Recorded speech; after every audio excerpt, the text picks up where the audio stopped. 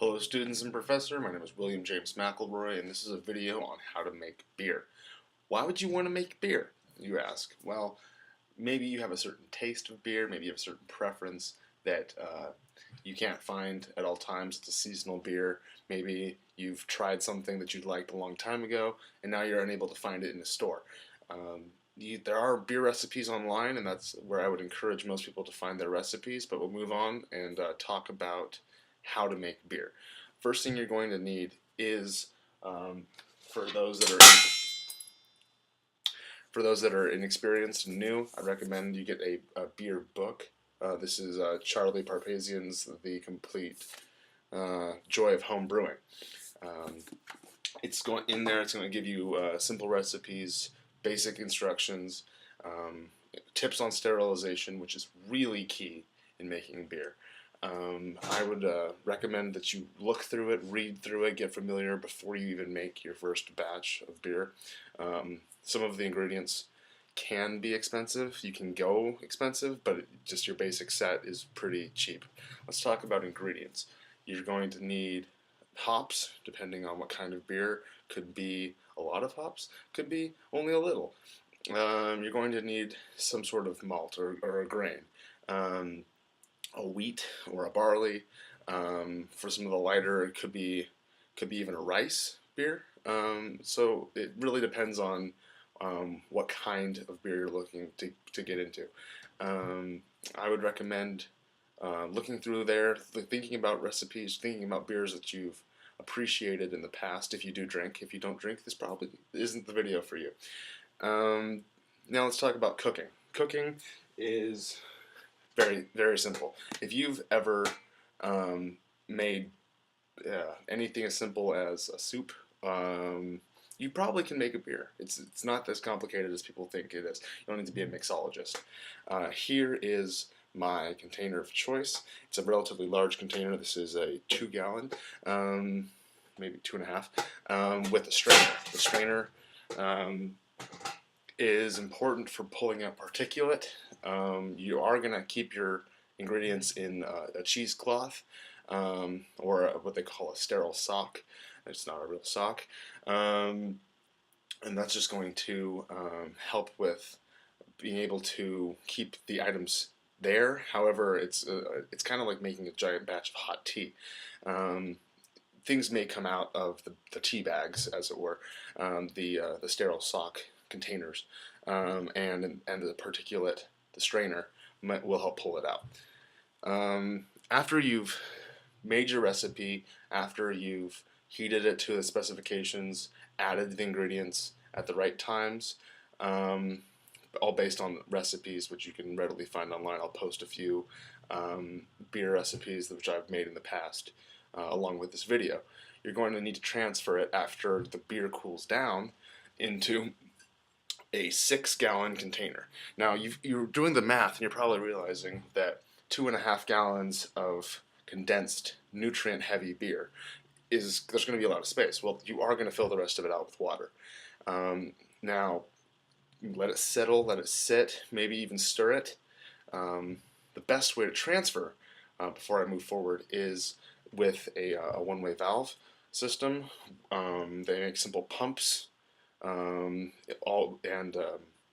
surgical tubing, which would be very convenient, very cheap, and it's available at beer stores. There are stores, especially here in the Northwest, that make their money selling supplies for beer making. They're also available online. I will post some of those as well. This 6-gallon carboy is where you're going to put your 2.5 gallons of beer. Fill out the rest with water. You're going to want to leave a little space. And the reason for that is that you're about to add yeast to your slurry of partial water and partial beer. Now, the yeast is going to solidify all of your water-beer combination and make it more condensed, but it's also going to start adding alcohol, which is personally the part that I like. Now, in the process of fermentation, the yeast is going to multiply. It's going to become bigger and it's going to need food. That's where the nutrients get started taking out of the beer. Now, the equation is alcohol equals yeast minus nutrients, but one of the giveaways from that whole situation, the whole equation, is that the yeast is going to produce CO2 or just carbon dioxide, not a deadly gas of any sort. It is going to, however, bubble quite a bit. Now, in the beginning stages, you're going to need a large bore surgical tube inserted in the borehole, and it's going to be kind of dropped and lowered, as it were, into a bowl of clean, sterile water. That's going to bubble quite a bit. So blub, blub, blub, blub, blub. After about a week of that, you might need to stir it up, wait a day or two more, in my experience, then transfer from the 6-gallon into a 5-gallon holding jug. Now, in the 5-gallon holding jug, your yeast should be done by now, maximized, and now has died. Now the yeast is going to settle at the bottom, and that's where you strain out and you transfer out. You want to extract only the liquid, which is where that one-way valve transfer system that you use to get from the 2.5 gallons into the 6-gallon jug is going to come in handy again. At this point, you're probably not going to see a whole lot of bubble, and there's this this awesome bubbler system. You fill it up with water, and air comes up, but doesn't leave because of a nice, let me see if you can see this. There's little holes inside this container, so air's going to bubble up through here and come out from underneath the bottom. It's a bloop, bloop, very slowly. Now you're going to watch that over the course of a few days, and while you're doing that, just monitor your beer. You can shake it up every now and again, but that might reactivate the yeast, which is something you wouldn't want in your 5-gallon container versus your 6. Wait about 3 weeks.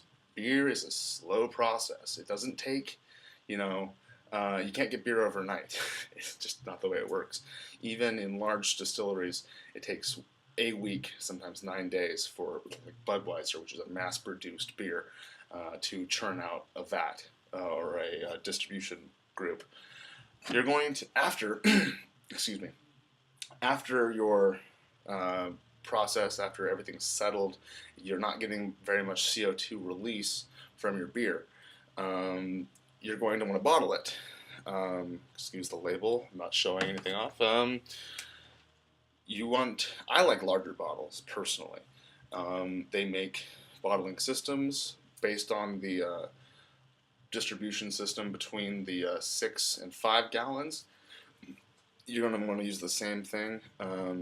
Surgical tubing, they make bottle stoppers, which basically, as soon as you press the bottom of the bottle to the bottle stopper, it releases liquid. As soon as you pull it off, it will stop producing fluid into the new bottle, so you'll be able to measure exactly how much liquid you want in your beer. Now you're going to want a capper. Now the cap's relatively inexpensive. I get them for, I think, 2 cents a piece, and there's this butterfly system, which you can press the caps onto the bottles. You don't want to do that unless you've added a little bit of sugar to the beer, just a tiny bit, just a couple of grains to reactivate the yeast enough to add CO2 to the beer in the bottles. I know that's a lot of information taken all at once, so I'm going to go over just the high points again. Get a book. That's important. You're going to want to, get a large container of some sort to cook the beer in. You're going to need 2 carboys. You're going to need some surgical tubing of various grades. You're going to need several bottles, which you can procure pretty easily by recycling your bottles. You can buy clean, sterile bottles without the labels. They're relatively inexpensive. I think you can pick up 22 ounces for $1. You can pick up the 16 ounces and the 12 ounces for a little cheaper. So that being said, if you have any questions, any comments, or any personal experience with making beer, please let me know. I am open to comments and suggestions.